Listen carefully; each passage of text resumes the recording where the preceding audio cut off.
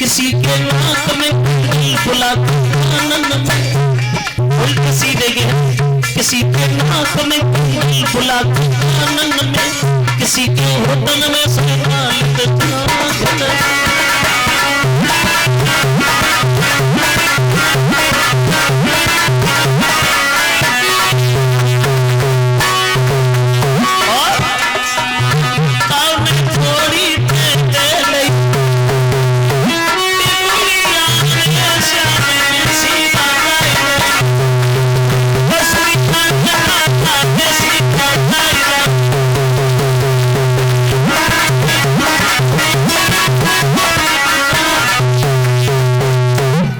सीधे गहने पहनी भागी रात में, बहुत रोका नहीं मानी गोपियां। जा कन्हैया बंसी बजा रहे हैं, चारों तरफ से कन्हैया को घेर के खड़ी, तो कन्हैया के लगे कहो काय को भागी जा रही रात में, भैया किधर जा रही? कहने लगी महाराज तुम हमारे साथ महाराज करो। महाराज करो ये भी कोई वक्त है? अभी रात है, अभी नहीं, फिर किसी दिन देखेंगे। गोपियां जी बिठा लेंगे, श्याम मैं नहीं जाऊंगी। क्या? बिल्कुल नहीं जाऊंगी। और बोली चल मैं नहीं आऊंगी, तेरी मर्जी की धुन में लीला रचाऊंगी, करना है महाराज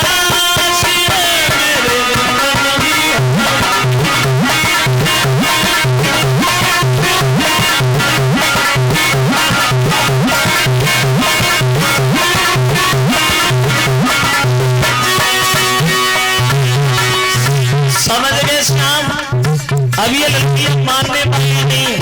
महाराज सुन हो गया, जितनी गोपियां उतनी गोपाल बन गए। वो दशा है जितनी सखियां बनी शुरू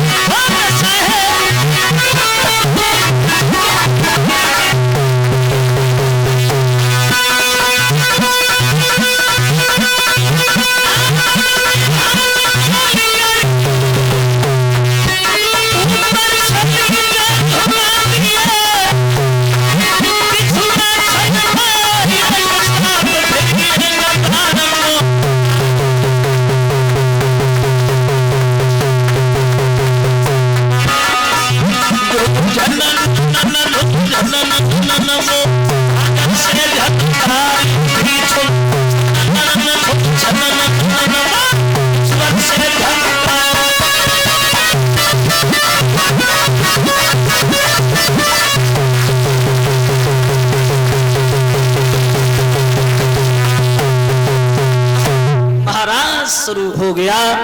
जितनी गोपियां हैं उतने गोपाल बन गए।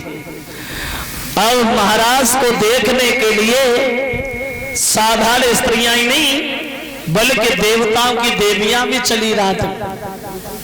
कैलाश पर्वत से भोले बाबा की पत्नी पार्वती जी चली तो शंकर जी रास्ता घेर के खड़े हुए।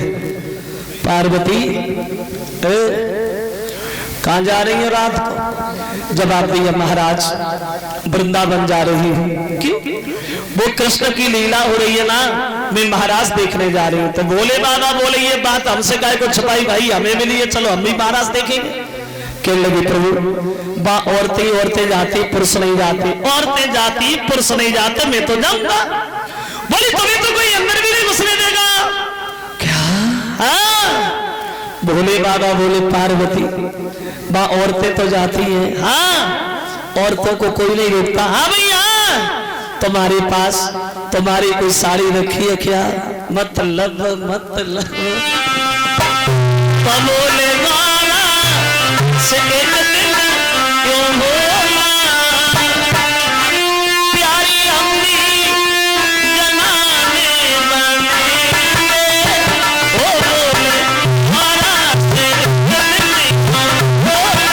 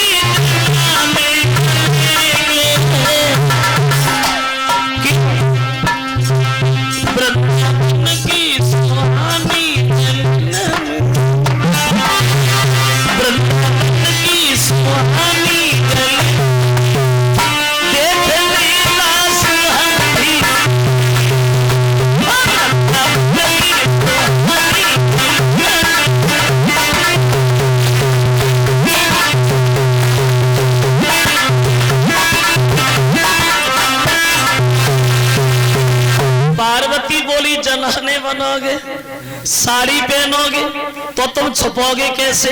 ना तो तुम पे औरतें जैसी चालें आए और ना औरतें जैसी बातें आए। और जो 1.5 हाथ की डाली लटक रही है इसे कहाँ ले जाओगे भोले बाबा?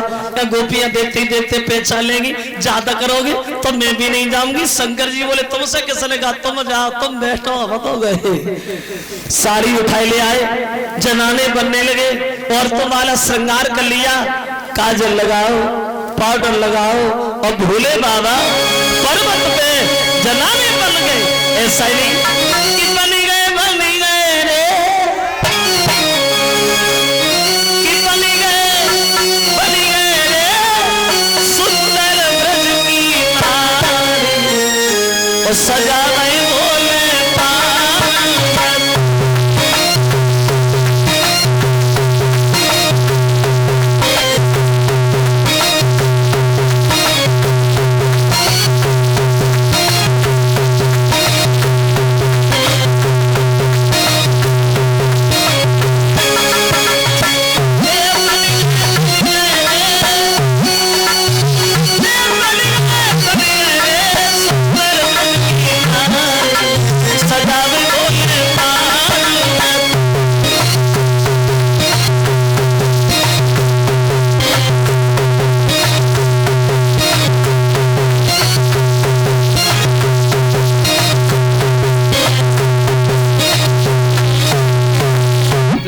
सो घूंघट मारो सामने खड़े हुए। अब बोलो पार्वती, अब भी कोई पहचान लेगा क्या? पार्वती बोली शंकर जी गोपियां देखते देखते पहचान लेंगी, मेरी बहुत हंसी होगी, मत जाओ। शंकर जी बोले पूरी रात हो गई, मत जाओ तो मत न जाओ, हम तो गए, चल दिए। पार्वती बोली रुका, अम्मी आ रहे, बोले आप तुम आगे आगे चल, हम पीछे पीछे चल रहे। अब आगे आगे पार्वती, पीछे भोला भंडारी, बड़े मन में मगन है शंकर जी। सोच रहे हैं बचपन में कन्हैया को देखा था, आज दोबारा दर्शन होंगे, लेकिन महाराज में घुस भी नहीं पाए।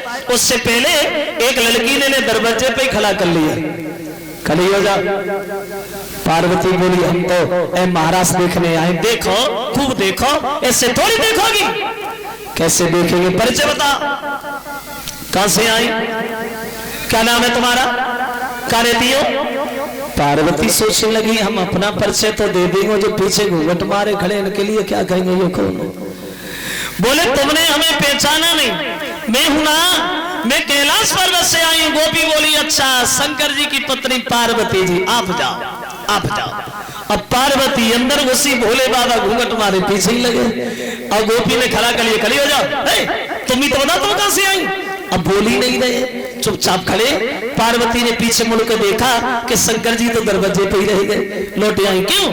इन्हें काहे को रोक लिया, इन्हें क्यों जाने दिया? गोपी कहने लगी माफ करना पार्वती, हम आपको तो जानते हैं भोले बाबा की पत्नी है, और जी आपके साथ आई मेरे समझ में नहीं आई। अगर आपके संग नहीं है तो आप ही इनका परिचय दे दो। पार्वती सोचने लगी है अब का कहे। एकदम से भोले बाबा का हाथ पकड़ा, धीरे से झटका दिया। कितनी बार का घर में बैठा नहीं माने। अब ये बता मैं इससे क्या कह के तुम कौन? शंकर जी ने भी सारा कर दिया नहीं, मनो में सो कहते भीतर पहुंचने फिर कहा है तो सब देख ही गई है। अब पार्वती बात बदल गई, आपने ने पहचाना नहीं, और पहचाना इसलिए नहीं कभी देखा नहीं। ये है ना कोई गैर थोड़ी। बोले कौन है? बोले सुनो ना कौन है। तब बोली जय ही गणपति की किनकी? बोली जो मेरे पुत्र गणेशी है ना, कि मेरे बेटा की बहुरिया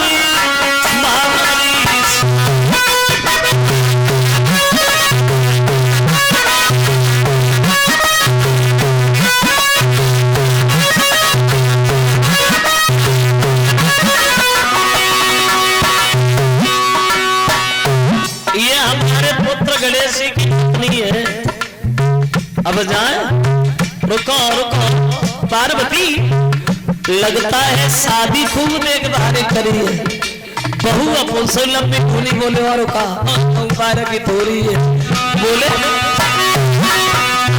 करी लई शादी अपनी लला खबर लोनाए भिजवाई। घटने कहियो ने एक घटने हटइयो ने कैसी बहुवरी आई, कैसी गणपति की बहुरी।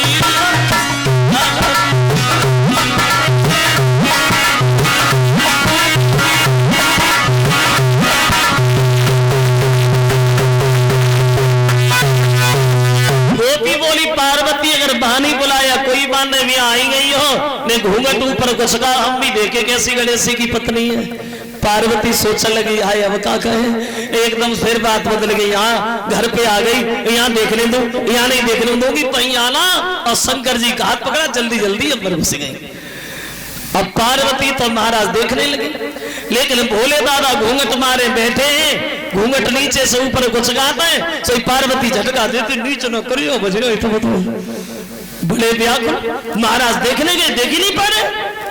एक नजर शंकर जी की पड़ेगी कन्हैया के ऊपर, जो कन्हैया गोपियों के साथ नाच रहे थे। और जो कन्हैया को नाचत वो देखो, शंकर जी ने घूंघट मारो बैठ गए। सोचने लगे बारे करिया ओरे तो में बड़ा गुड़ भरे, कैसे नाच रहो। लगता है गोपियां पागल कर ली इसमें। बैठे बैठे सोच रहे मन में कि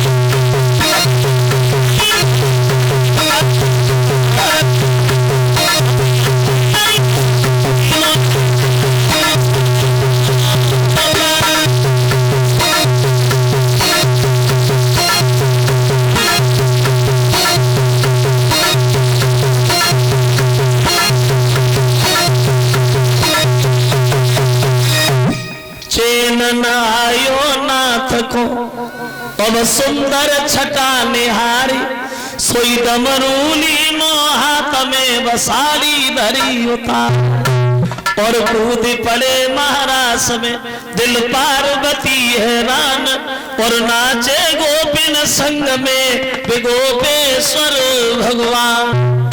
तसली नहीं आई, साड़ी उतारी दूर फेंक नहीं, डमरू हाथ लिया, गोपियों के बीच कूद पड़े और नाचना शुरू हो गए। तब इनकी पहचान हुई कि शंकर जी आए तो, लेकिन जनाने बन के आए, तब इनका नाम पड़ा गोपेश्वर। अब क्या हुआ, महाराज सो रहा है, लेकिन गोपियां अपने मन में घमंड कर बैठी कि कन्हैया वह हमारे बंधन में। हमने इनसे कहा महाराज करो तो किया, वो अब कहेंगे बर्तन साफ करो तो करेंगे, किधर जाएंगे। तो गोपियों के घमंड को दूर करने के लिए थोड़ी देर के लिए कन्हैया अंतर्ध्यान हो गए। चारों तरफ अंधकार ही अंधकार छा गया, प्रकाश खत्म हो गया। तो गोपियां कन्हैया से क्षमा मांगने लगे, श्याम भूल हो गई, अब ऐसा घमंड जीवन में कभी नहीं आएगा। फिर सबके बीच आते हैं और बड़ा हंसी उल्लास के साथ महाराज का काम संपन्न कराते हैं। भोले बाबा इधर पर्वत पे चले गए और कन्हैया इधर वृंदावन लौटे आए। चीर हरण की लीला की भगवान, और चीर हरण की लीला करने के बाद गोपियों को ज्ञान दिया है कि स्त्री को कभी वस्त्रहीन होकर के नहीं नहाना चाहिए। जो स्त्रियां वस्त्रहीन होकर नहाती, बिल्कुल नग्न होकर नहाती हैं, लक्ष्मी उनके घर से सदा सदा के लिए चली जाती है और जल में रहने वाले वरुण देवता का अपमान होता है। कभी भी स्त्री को वस्त्र उतार के नहीं नहाना चाहिए। तो गोपियां कन्हैया से क्षमा याचना करते, मोहन भूल हो गई, जीवन में दोबारा ऐसी भूल हरगिज नहीं होगी। इधर कन्हैया लीला में लगे, अब इधर जा कंस का दरबार लगा है। अकस्मात नारद फिर पहुंच गए कंस के दरबार। जब कंस ने देखा, बाबा तुम्हारी बताई युक्ति भी फेल हो गई, कमल के फूल मंगवाए, उन्होंने भिजवाए, अब क्या करें। तो नारद जी बोले कंस एक बात सुनो, अरे एक उपाय फेल हो गया, दूसरा बता रहा हूं। एक बात बता, अगर कन्हैया वृंदावन से मथुरा में आ जाए तो मार दोगे। तो कंस कहने लगा बाबा तो मार दूंगा, तो कौन सी बात भाई। तो बोले काम करो, तुम अक्रूर को वृंदावन भेजो, धनुष्य की तैयारियां करो, कन्हैया बलराम को बुला, और जब ये दोनों आ जाए पकड़ के मार देना, बीमारी खत्म और चिंता भी खत्म, ठीक है ना। कंस ने सुना तो खुशी का ठिकाना नहीं रहा, अब तो दोनों जरूर मरेंगे। अक्रूर वृंदावन चले जा, कन्हैया बलराम को बुला के हमारे करीब ला, अब दोनों की मौत हमारे हाथ से निश्चित है। तो अक्रूर कहने लगे कंस कन्हैया को न बुला, क्यों, वो मारे जाएंगे इसलिए। बोले नहीं भोजराज, मेरी बात सुन, जब तक कन्हैया इस वृंदावन में नहीं आ रहे हैं मथुरा में, तब तक तुम सही सलामत हो, और जिस दिन कन्हैया वृंदावन से मथुरा में आ गए उसी दिन तुम्हारी जिंदगी का आखिरी दिन होगा कंसराज, इसलिए जब तक बचे हो तब तक ही बचे रहो। नहीं माना, अक्रूर को भेज दिया। वृंदावन में नंद बाबा से अक्रूर जिस समय मिले हैं भक्तों, तो अक्रूर से कहने लगे भैया हमें ले चलो, लेकिन कन्हैया को न ले चलो, पता नहीं कंस हमारे बच्चों के साथ क्या करे। तो ग्वाल बाल बोले बाबा अरे कन्हैया तो जरूर जाए, अगर वो कंस मथुरा का राजा है तो हम भी इस वृंदावन में किसी से कम नहीं, जरूर जाए। चले सुबह जब हुआ, रथ पे सवार होकर के जब मथुरा के लिए भगवान, तो यशोदा ने रथ जाता होगा देखा तो रोने लगे।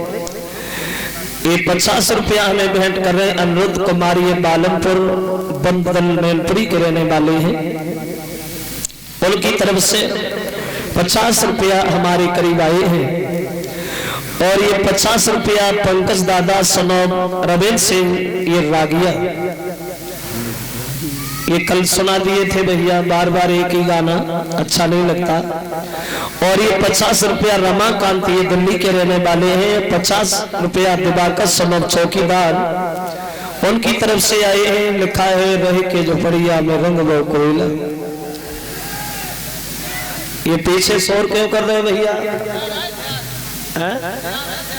अरे होगा यार। तो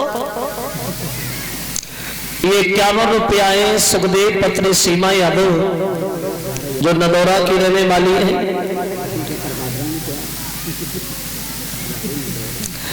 और सीमा यादव की तरफ से 51 रुपया हमारे करीब आए हैं। इस जग को बनाने वाला कितना सुंदर होगा। चलो देखेंगे, सुनाएंगे, अभी थोड़ी देर रुको। 2-3 चीजें हैं, अभी सुना रहा हूं। और ये 51 रुपया लब यादव सनाम सैलेम से, ये बुर्रा के रहने वाले हैं। और 51 रुपया ये टिंकल ड्राइवर, ये नदौरा के रहने वाले हैं। और 51 रुपया अनुद यादव, 51 रुपया जो ये दोनों लोग भेंट कर रहे हैं। कामना करेंगे भगवान समाज में सम्मान और धर्म के आगे हाथ अग्रसर बने रहे। इंतजार करो, अभी सुना रहा हूं, 2 मिनट रुको, थोड़े इंतजार का। अब इधर जब चले भगवान तो यशोदा रोने लगी। जा रही हो लाला? बोले हाँ मैया, मामा ने बुलाया है, कल रुकना होगा, परसों आ जाऊंगा मैया। इसमें रोने की क्या बात? जो तूने हमारे साथ किया है तेरे शब्दों में वर्णन करूं मां। दिन रात बिराने उल्हाने सहे और तौलने का निठुरता धारी।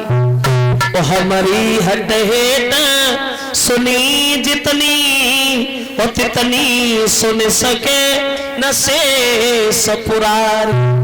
और 7 जन्म धरे तो न मिले और मोसो लड़का तो सी महतारी।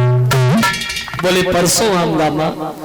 अब यशोदा को समझा के थोड़ी दूर चल पाए श्याम, तब तक गोपियों ने कन्हैया करत घेर लिया। वो राधा फटी फटी आंखों से कन्हैया की तरफ देखती रह गई। आंखों ही आंखों में कन्हैया से सारा करती है, श्याम कहां जा रही हो? तो कहने लगे राधा मथुरा जा रहा हूं, मामा ने बुलाया है, धनुष यज्ञ कर रहा है, कल रुकना होगा, परसों आ जाऊंगा। चिंता काय को करती राधा? तो राधा रोने लगी, श्याम अब नहीं आओगे। हमें पता है कि तुम्हारा दिल उब गया इस वृंदावन में रहते रहते कन्हैया। अब तुम्हें वृंदावन में अच्छा नहीं लगता है श्याम, अब नहीं आओगे। अगर ये बात मुझे पहले पता होती तो कि तुम मोम भी हो और तुम पत्थर भी हो तो अब तुमसे कभी दिल ही नहीं लगाते कन्हैया। क्या जाने से पहले तुम एक बार मुझसे ये नहीं कह सकते कि मथुरा जा रहा हूं? क्या जाने से पहले एक बार तुम हमसे मिल नहीं सकते थे श्याम? ये सब तो कह करके कि रोई गई राधा सुकुमारी, कोई पकड़ी श्याम।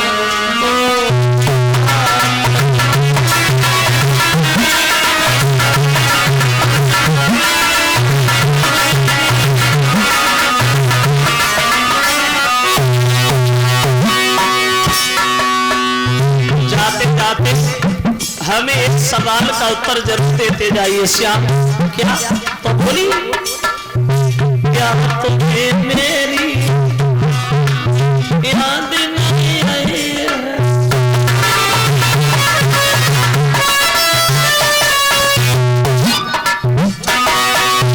बोली परसों की के से जी पई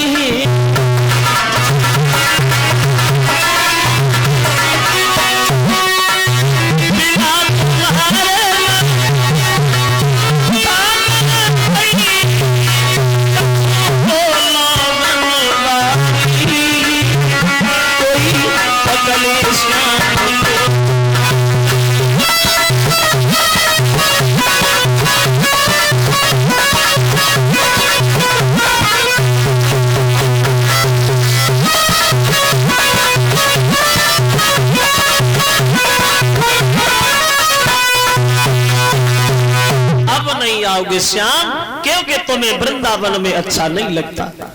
वहां ज्ञान ध्यान धारी पंडित अनेक रहे, और यहाँ ग्वाल बाल और गोपियां गमार ने। जहां साग बथुआ को सो खूवरियन के हाथ को, और वहां सुंदर भोजन बनाती सुंदर नारी। जहां घास फूस की झोपड़ियन में रहनो पड़े, और वहां उन अमीरन के अटा और अटारी है। रहियो बिहारी जहां रहवे की इच्छा तुम्हारी, और मोई भूली मती जइयो मैं तो प्रेम की पुजारी ने। बोले परसों आऊंगा, झूठ बोल दिए भगवान, परसों का वादा दे करके चले हैं। क्या गुजरती है जब एक प्रेमी प्रेमी से जुदा होता है। ये कभी कहता है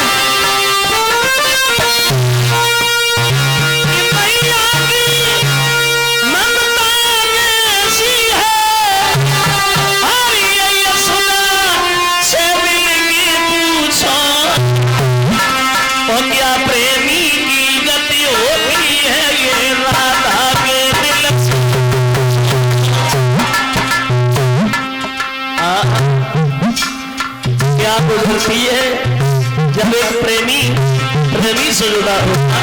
कभी कहते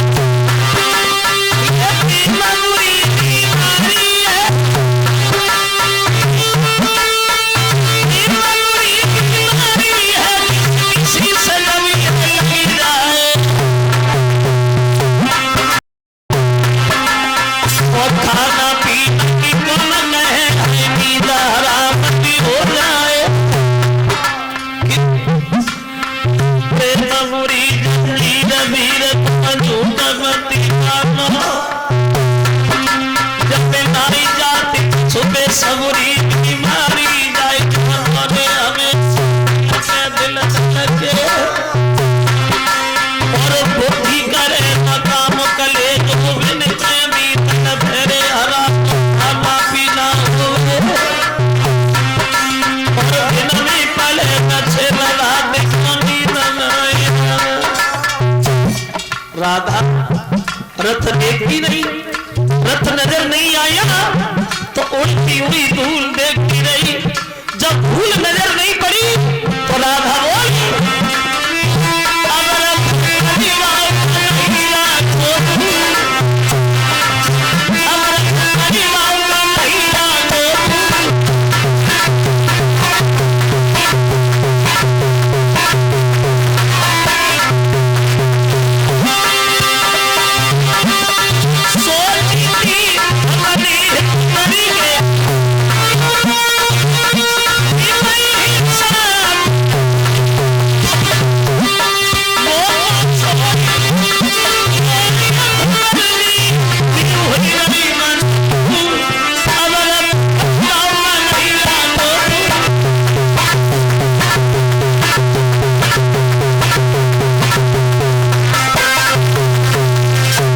इधर गोपियां जो है वो राधा को समझा रही, शैली राधा चिंता न करो, परसों की कह के गए हैं और अवश्य आएंगे भगवान।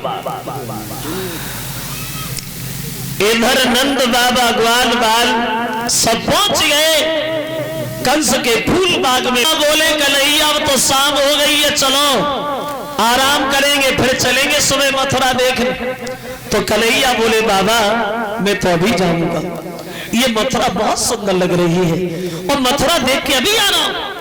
तो नंद बाबा मना कर दिए, पागलो श्याम, अरे कंस गलत है लेकिन उसके साथी भी गलत है। बिना बात के लड़ाई झगड़ा करना इन लोगों का काम है, बिना मतलब में लड़ाई हो जाए कहीं नहीं जाओ। कन्हैया कहने लगे बाबा झगड़ा नहीं करेंगे, बहुत जल्दी आ जाएंगे।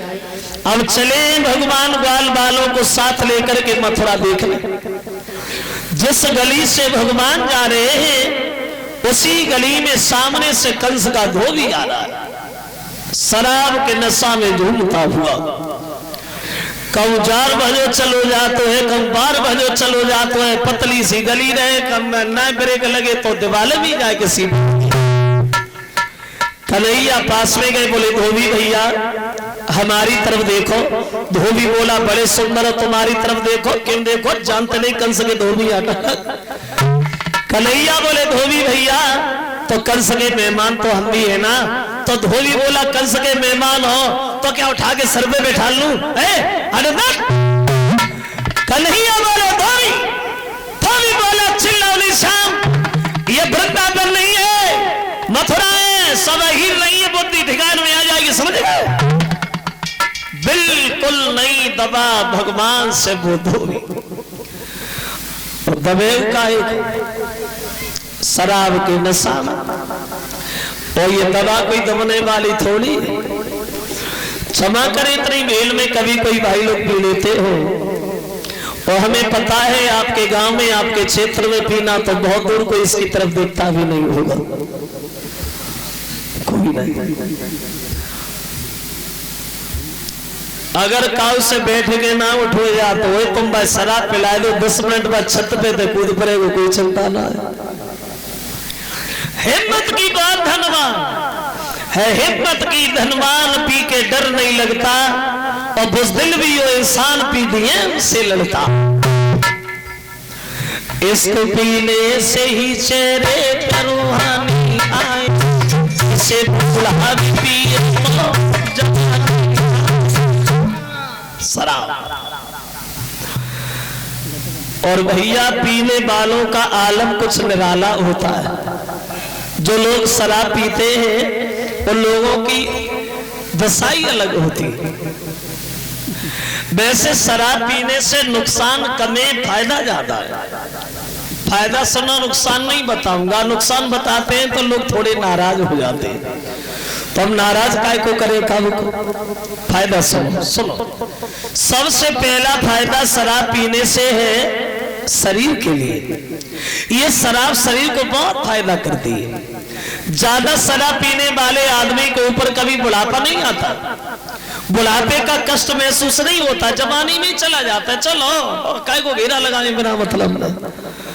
दूसरा फायदा, ज्यादा शराब पीने वाले आदमी के घर में कभी बदमाश नहीं आते, चोरी नहीं होती, डकैती नहीं पड़ती। क्यों? वे पीपी के घर में छोड़ता ही ना है बदमाश, खाली बोतलें बटोरना है, क्या करना है। तीसरा फायदा, ज्यादा शराब पीने वाले आदमी को कभी कुत्ते नहीं काटते। कुत्ते काटते नहीं, कहीं रात में मिलना है तो रास्ता साफ कर देते हैं, बिरादरी वाला है काटते नहीं है। अगर रास्ता में कहीं पड़े मिलना है तो बड़े सम्मान से चाटते, काटते नहीं, और मौका लग जाए तो पानी भी पिला देते हैं। बहुत फायदा है शराब पीने से। वैसे विद्वान लोग इस शराब को एक रतन बताते हैं। रतन जो समुद्र का मंथन हुआ था जिसमें 14 रतन निकले थे, उसमें ये शराब भी निकली थी। लेकिन ये ऐसा रतन है जो हर आदमी को पतन की तरफ ढकेले लिए जा रहा है। और लोगों के घरों में देखो, इस शराब ने कितने माताओं की गोदी सूनी कर दी, इस शराब ने कितने श्रृंगार उजाड़ दिए, और इस शराब ने कितने घर बर्बाद कर दिए। इस शराब ने भाई को भी मार डाला, भाई भाई का ना हुआ, पिता पुत्र का नहीं हुआ। बहुत ऐसा बनी इस शराब से। मैंने अपनी आंखों से देखा, जो लोग शराब पीते हैं मैंने खुद अपनी आंखों से देखा।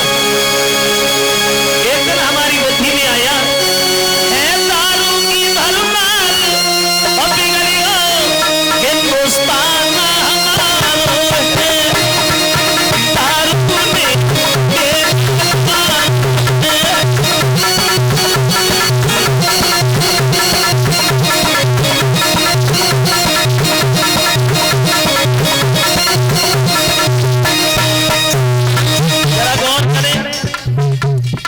शराब पीते हैं। मैंने अपनी आंखों से लोगों के घरों में मैंने खुद देखा। अभी इससे पहले कथा चल रही थी हमारी उधर, हमारे ननिहाल में ही चल रही थी, कठेकरा तत्रेई गांव। अब वहां से कथा के शाम को घर पे जा रहे थे तो एक पतली सी रास्ता सी, उस रास्ता में एक साइवान अकेले पूरी रोड पे लेटे भाई रात में सो जाता। साइकिल पड़ी खेत में, टमाटर पड़े नाली में, आलू पड़े रोड पे, आराम से सो रहे। कुत्ता मुंह की तरफ इधर उधर घूम रहे। बोले ये जिंदगी है। अब घर पे बच्चे इंतजार कर रहे होंगे पापा आ रहे। रात में अंधेरी रात अगर किसी ने न देख पाया, गाड़ी ऊपर से निकल के चली गई, बच्चे घर पे इंतजार नहीं बैठे, पापा आ रहे होंगे, पापा आराम से वहां पड़े रहे हैं। इन लोगों को देखो जिन लोगों ने शराब के आगे अपने परिवार को भी छोड़ दिया। इन लोगों की तरफ देखो जिन लोगों ने शराब के पीछे अपना घर बर्बाद कर दिया। उन लोगों के घरों में कभी देखना, मैंने अपनी आंखों से देखा, जो लोग ज्यादा शराब पीते हैं उनके घरों में देखा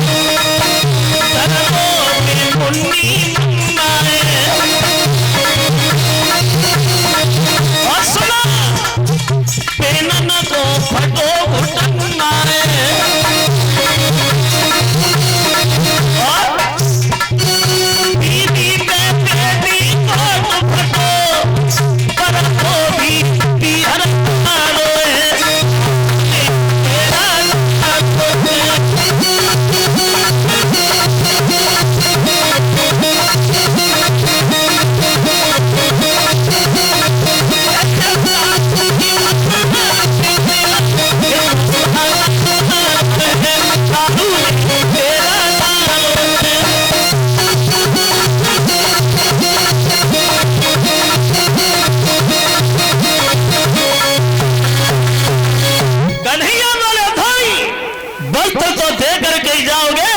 तो धोबी बोला सुनो घनश्याम, राजा के कपड़ा पहना है। अब बोले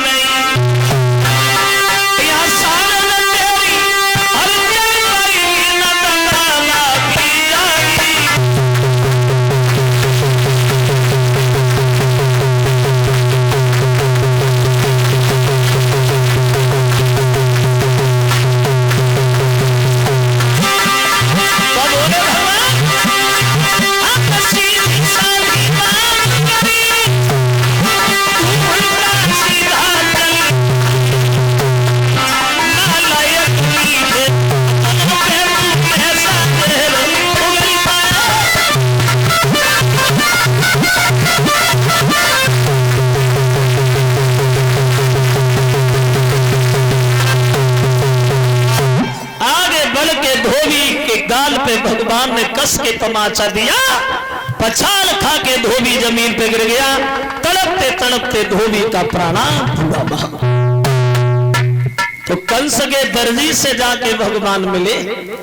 ये कंस का दर्जी भगवान का बहुत बड़ा भक्त था और उनसे भेंट रही तो उनके दर्जी ने सबके वस्त्र ठीक किए।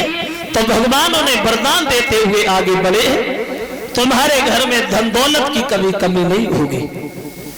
और चले आगे, क्या देखा कि सामने से कंस की दासी और आ रही है। एक हाथ में चंदन का कटोरा है, दूसरे हाथ में लाठी है, धुके धुके आ रही है। सुंदर कितनी है। सारे कुरूप को जोड़ जान और जाए ब्रह्मा जी ने सिर जा था। अब 3 जगह सोटेनी थी और नाव लली को खुबिजा था। जोके जोके आ रही है, लाठी हाथ में है, कटोरा हाथ में है। तो कन्हैया कुबिजा के करीब गए, बोले कुबिजा कहाँ जा रही हो? कहने लगी महाराज कंस के तिलक करने जा रही है। तो कन्हैया बोले कुबिजा तो मेहमान तो हम ही है कंस के, क्या हमारे तिलक करोगे? तो कहने लगी प्रभु अगर आप हमसे तिलक लगवा लो तो हमारी किस्मती बन जाए। जो मनसुखा ने जब बात सुनी, लाठी उठाई और कुबिजा से बहुत दूर जाके खड़े हो वो आवाज लगाई, अरे तिलक लगवाए तो तू लगवाई, हमारे ध्यान में चली जाए, जाके हाथ के छुए चना नहीं चले जाए, हम इससे तिलक नहीं लगवाएंगे। कन्हैया बोले कबीजा और तो कोई तिलक नहीं लगवाएगा, हमें लगवाना है, करो। अब कबीजा कन्हैया के तिलक करने लगी, लेकिन माथे तक नहीं पहुंच पा रही है, तो कन्हैया ने थोड़ी से हाथ लगा के धीरे से झटका मारा।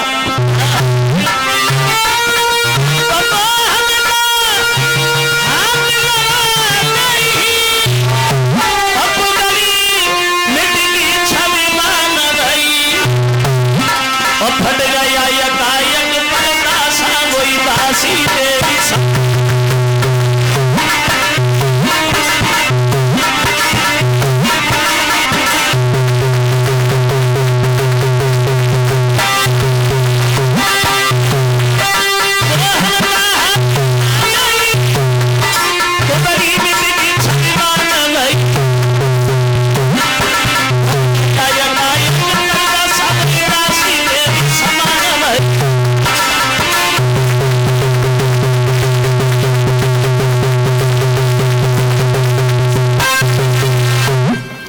देवी की तरह सुंदर बन गई। बस जो कबीजा सुंदर भई मनसुगा दूर खरोड़े धीरे धीरे धीरे धीरे वही पहुंचे जहां कबीजा खड़ी है।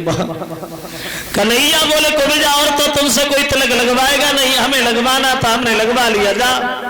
मनसुगा धीरे से बोलो कह रहे वृंदावन छोड़े आए, मथुरा आ गए, तूने आदत नहीं छोड़ी, बढ़िया बढ़िया माखन खुद खाता था, हमें क्या मिलता था, अब अपने तिलक लगवा लिया, कह दिया जाओ कबीजा, अरे मेरे तिलक नहीं लगवाएगा क्या? कन्हैया बोले अभी तो तुम मना कर रहा था, मैं इससे तिलक नहीं लगवाए। तो मनसुगा बोलो मने कर रहे थे, वो तो तब कर रहे थे, अब क्या कर रहे हैं? सबके तिलक करती है कबीजा और वो कबीजा वहां से चली जाती है। और हुआ ये और बने भगवान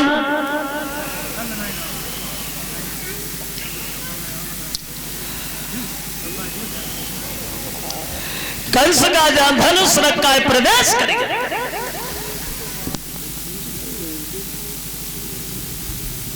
राधेश्याम जी को तो बुन का साल से सही रहेगी, हरा भरा वीरों से हरदम प्यारा हिंदुस्तान। पहरेदार खड़े हो गए, कौन हो? पागलों की तरह भागते जा रहे हो, भोजराज कंस का देश है, कोई अंदर नहीं जा सकता। दाती को पीस करके भगवान बोले पीलवा,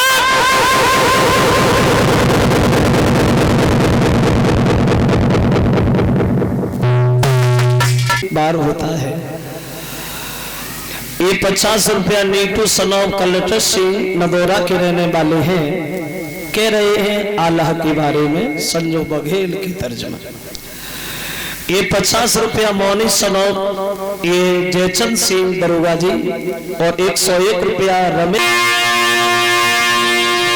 इस प्रेम की बीमारी से, इस प्रेम की बीमारी से कोई बचा नहीं,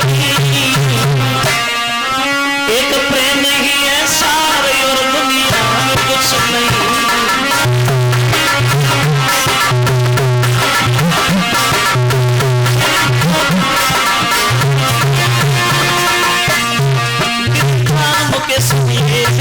बात बड़ी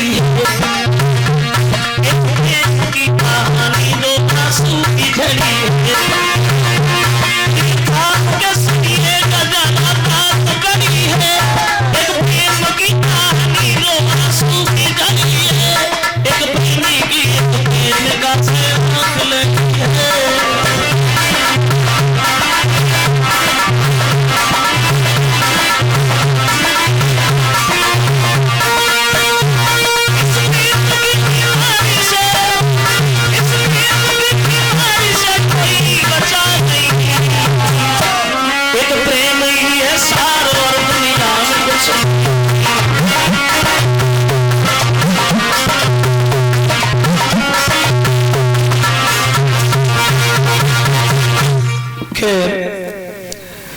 इधर भगवान आगे बढ़े हैं और कंस के धनुष को उठा के तोड़ दिया, पहरेदारों को मार मार के भगा दिया। खबर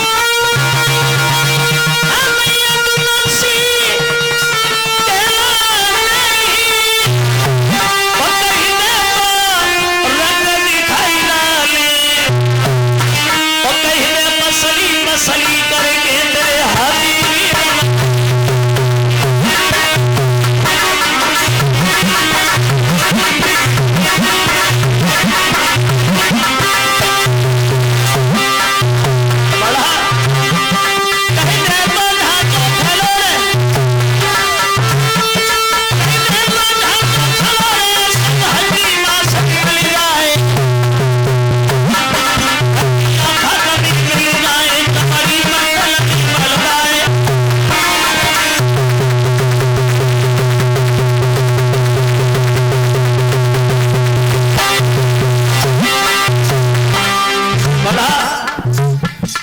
घूस मार के जब हाथी आगे किया, कन्हैया ने घूसा दिया, वो हाथी पीछे भागा चला गया।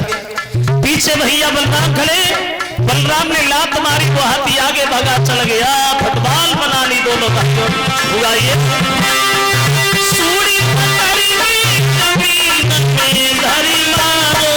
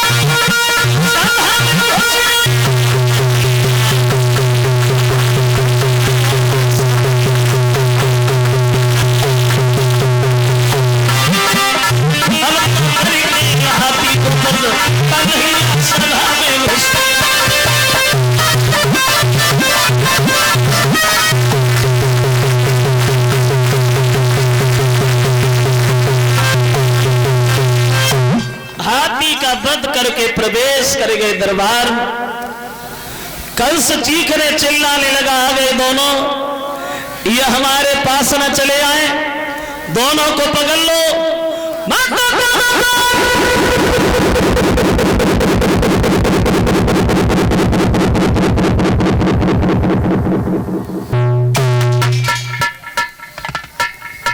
तो शंख और चारूर नाम के पहलवान भगवान से आके मिले,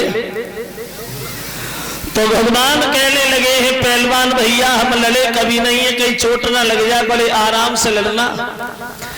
पहलवानों ने जब ये सुना तो कहने लगे, प्रभु हमारी तो किस्मती बन गई, अगर आप धोखा से हमसे हार गए तो कंस बड़ा दौलत देगा, और तुम्हारे हाथ से अगर मेरी मौत हो गई तो मेरा तो परलोक ही सुधर जाएगा। श्रीमन हमारी तो दोनों तरफ जीते ही जीते हैं। अब हुआ ये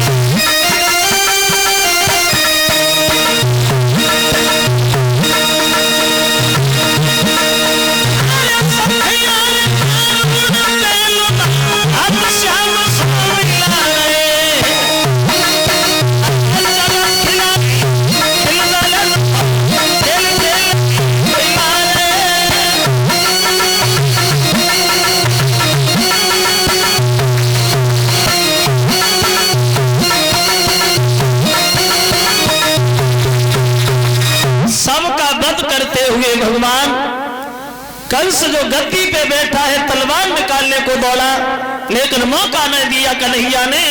तब तक कंस के केसों को पकड़ करके जमीन पे डाल लिया और घूसा मार मार के कन्हैया कंस के प्राणों को खींचने लगे बाहर।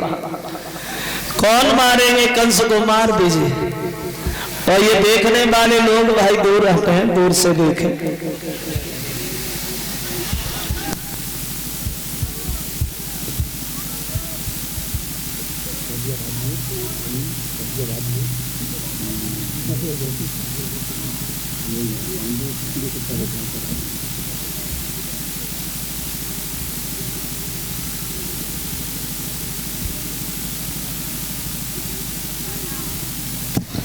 मार दो।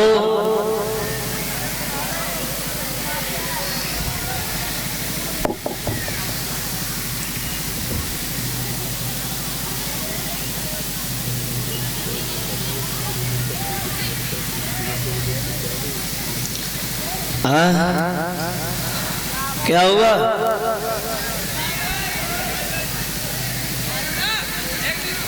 मार दो। खा लीजिएगा।